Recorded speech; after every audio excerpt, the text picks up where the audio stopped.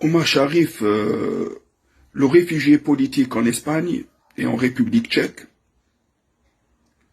professeur de communication verbale et non verbale, lieutenant de l'armée algérienne,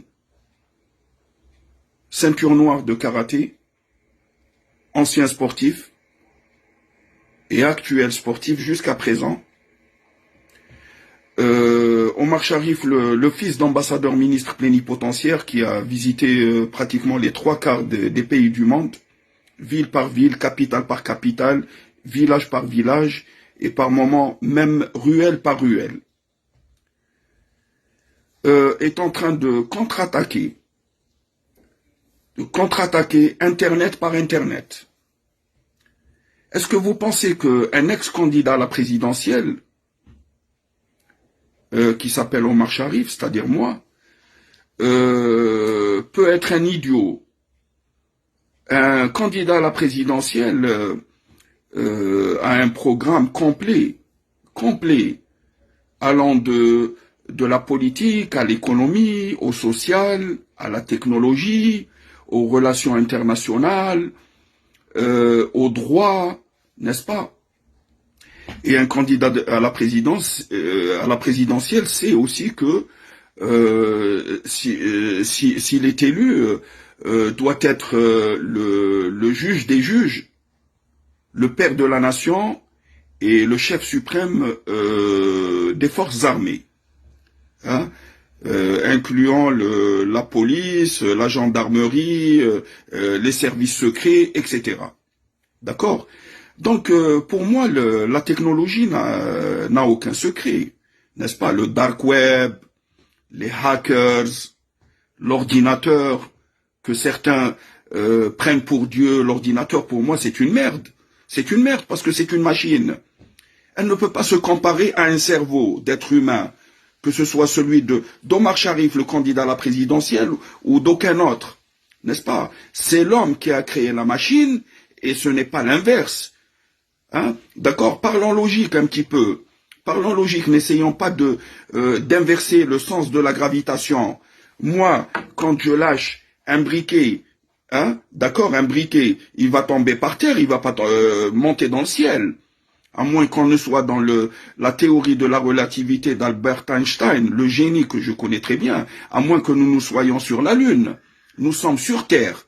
D'accord? Quand je lâche un briquet, il tombe vers le sol. Il ne va pas monter vers le ciel. D'accord? Donc, n'essayons pas d'inverser l'ordre des choses. D'accord? Et de parler illogique, d'irrationnel, d'incohérent et d'absurde. Hein? Dieu nous a dotés d'un cerveau, c'est pour pouvoir l'utiliser. N'est-ce pas? Je ne veux pas être prétentieux, je suis très modeste, mais quand j'ai affaire à des monologuistes, des ânes idiots, hein, qui veulent m'imposer leurs lois absurdes, moi je ne l'accepte pas. Je ne l'accepte pas. Hein, je refusais même certaines idées à mes professeurs d'université quand ils n'arrivaient pas à me convaincre. D'accord? Quand on arrive à me convaincre de manière logique, j'accepte. Je suis un super dialoguiste. D'accord? Hein? J'accepte la défaite, j'ai un esprit sportif. D'accord? Mais je ne baisse jamais les bras face à des idiots qui veulent nous faire réimposer la dictature d'Hitler, de Pinochet, de Bokassa qui ont disparu depuis des années, Franco, etc. D'accord? Donc, moi, je suis en train de contre-attaquer mes ennemis secrets qui sont en train de me persécuter, de me harceler, de m'espionner à travers Internet. Ces hackers, dark web, services secrets. Oh là là, ils ont oublié que j'étais lieutenant de l'armée algérienne déjà en 1985, que je pouvais être aujourd'hui général-major de l'armée algérienne. On me l'avait proposé. Hein? Quelque part, je regrette de ne pas avoir signé avec l'armée algérienne, sinon j'aurais été plus puissant que l'Ammari ou Tawfiq, le chef de la DRS. D'accord? Donc moi je contre-attaque Internet par Internet pour pouvoir me défendre. Hein. Le droit à la défense est garanti sur toutes les constitutions du monde. Et la constitution, c'est la loi des lois.